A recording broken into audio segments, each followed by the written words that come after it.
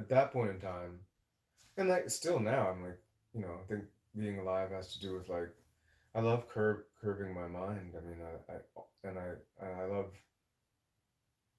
it's the mind thing. Yeah, it's like, oh yeah, smoking a joint or drinking, you know, a Slits Red Blitz or Bull or whatever wasn't so uncommon for me to be doing at 11 o'clock in the morning Oh yeah.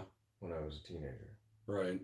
And then, that progressed into like all sorts of other things. And then it's not uncommon for, people to do whatever the hell they want. Right.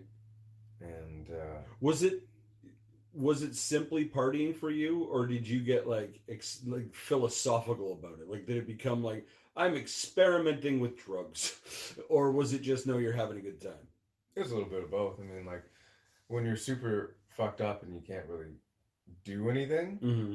then you took the party to its extreme, but that was part of the plan Right. in a way. Yeah. Get as fucked up as you can. I mean, if I could go back and talk to my younger self, I would say, yeah, that was a really good idea. I'm really glad that you didn't die because other people did. And I'd say you got lucky, and the only reason you probably got lucky is because you had much more to do, and you recognize that. Everybody has much more to do. It's whether you can recognize that or not. And that goes for anybody if they're like, you know, whatever they want to preach or whatever, however, if they're leaning to, like, say they're fundamentally, you know, way too right or way too left. I mean, they're not being open enough to like let the light in through every other crack that they might have. Mm-hmm. And that's disappointing. So I at least was experimenting to the point where I was like, yeah, I mean, I'll do like a hit of acid every day. And then you realize that, oh, you have to do 2 hits of acid if you do 1 hit of acid the day before so that the next day it works. And then you have to go do 3 and then you have to double up and then it turns into 8. And Mm-hmm. really fun though. Yeah. But I don't really, I don't condone or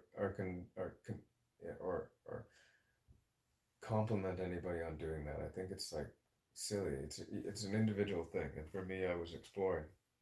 Other people, it might not work out. Do you do you sort of look at, because you seem really sort of philosophical about life, in that you look at it as it's an unjudged journey kind of thing. No, it's a seriously judged journey. It's Okay. fucked up. I hate it.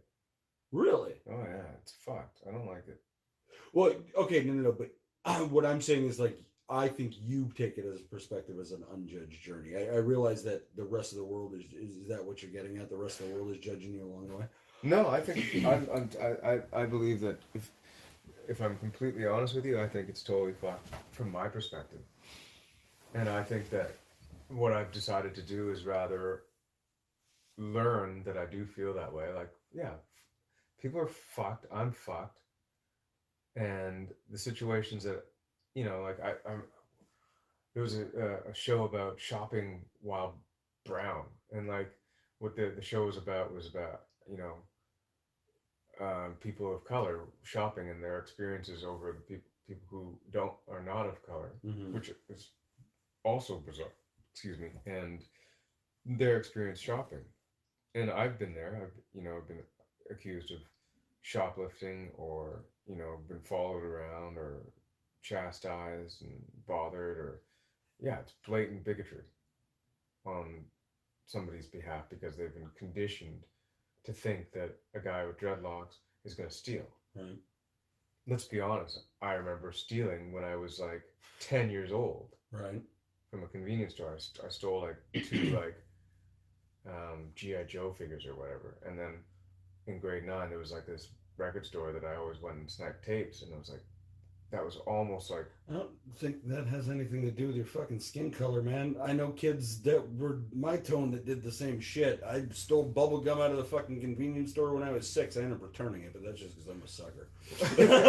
well, I remember seeing, some of the guys from the record store that I stole tapes from with all my pals, and I'm like, honestly, I'm really sorry I did that, but it was such a brilliant musical education. All right, well, at least you developed something out of it. And you know what they said? They said, yeah, we knew you were swiping tapes, man. We thought the same. We thought, at least he's coming in and stealing tapes. Steal the good ones. And he's like, we'll see where this goes. Don't forget, you can subscribe to our full audio episodes on Spotify, Apple Podcasts, or anywhere you find your audio podcasts.